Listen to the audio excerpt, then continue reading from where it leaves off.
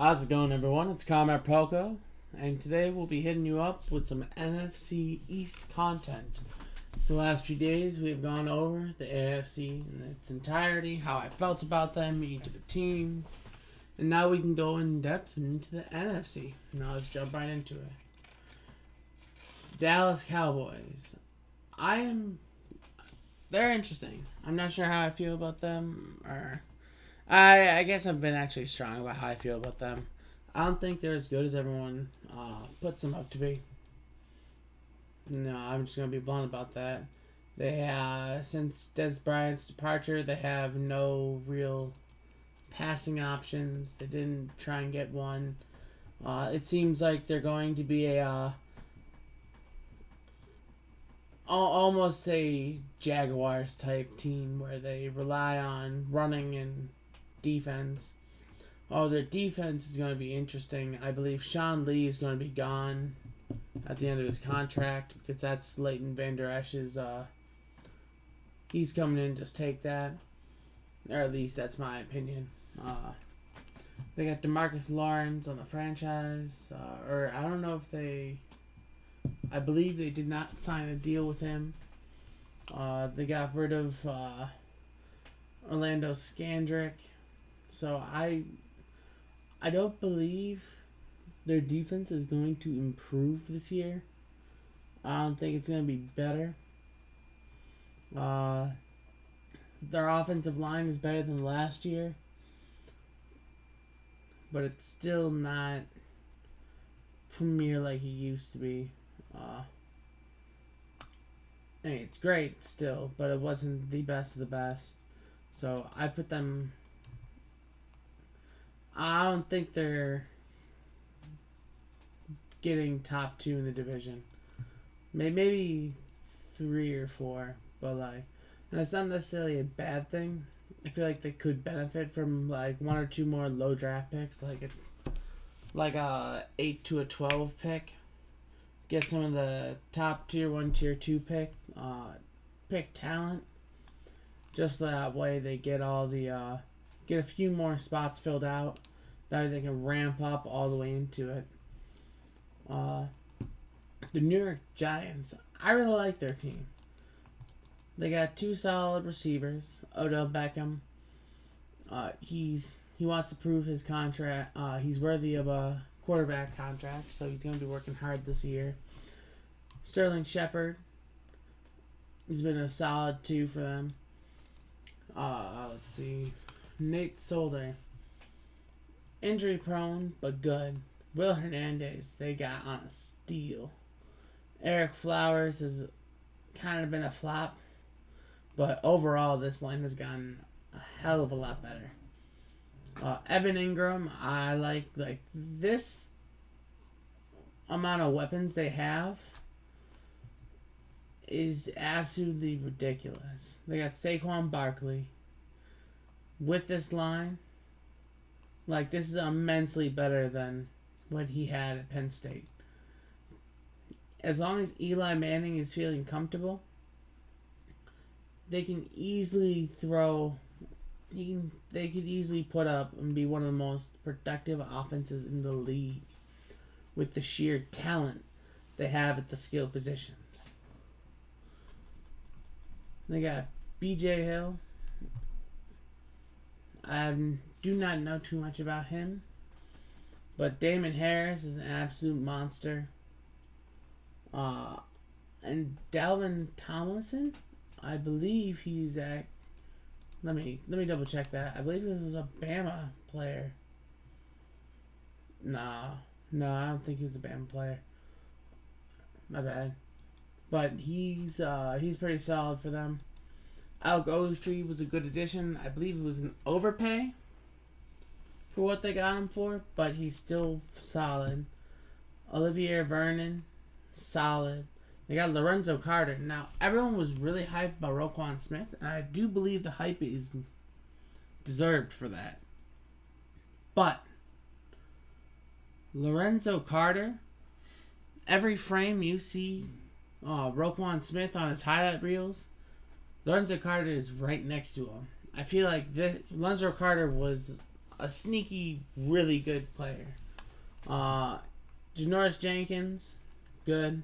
And if he can get back to what he was doing during their 2016 campaign, could be looking great. Landon Collins, still one of the best strong safeties in the game. And then Eli Apple, if he can stop being such a locker room headache, he actually might. People might look at him for his talent instead of his shitty attitude. But this is a team, as long as they can mesh better than they did last year and actually feel and flow into each other, this can be a really good team. Just flat out. Also, I don't know if you guys saw the Kyle Oleta ankle break during the second preseason game, but that was pretty funny. He actually might be a sneaky successor to Eli Manning, so keep an eye out on that. Now we got the Philadelphia Eagles, Super Bowl winning. I really don't have to say much more than that. I wanted to point this one out, Lane Johnson. So, most teams, their philosophy is a great left tackle, right?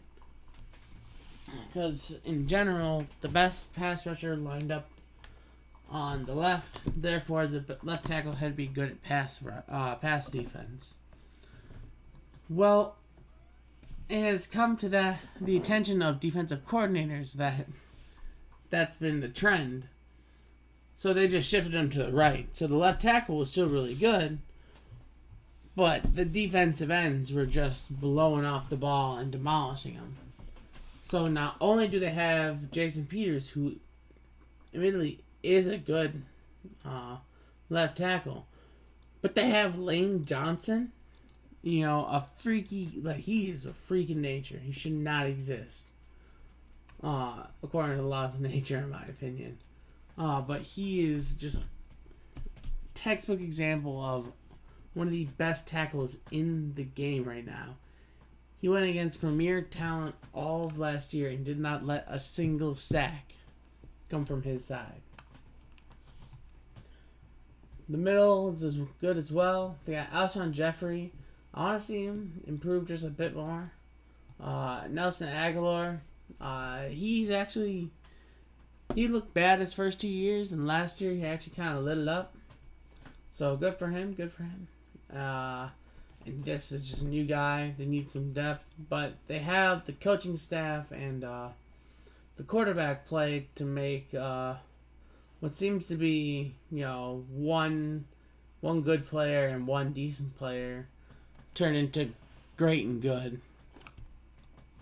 Zach Ertz is a top 5 tight end. Jay Ajayi, Darren Sproles, Corey Clement. I mean, that just stacked back room. They play around that immensely, really fine. I don't think Carson Wentz should start. It's still too soon from that ACL. But, I mean, they have Nick Foles, so it's not too big of a deal. Let's see.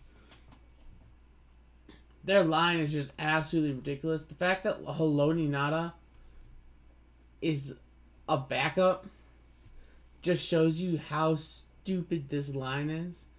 Brandon Graham, Derek Barnett is starting now. They had no reason to draft Derek Barnett last year, and they still did.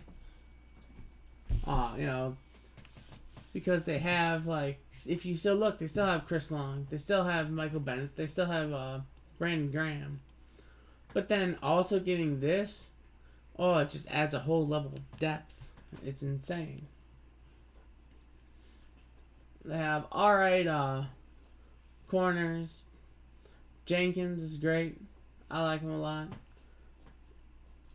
Good linebackers. And yeah, I mean, they can easily make another Super Bowl run as long as they keep that fire and passion that Philly's always had.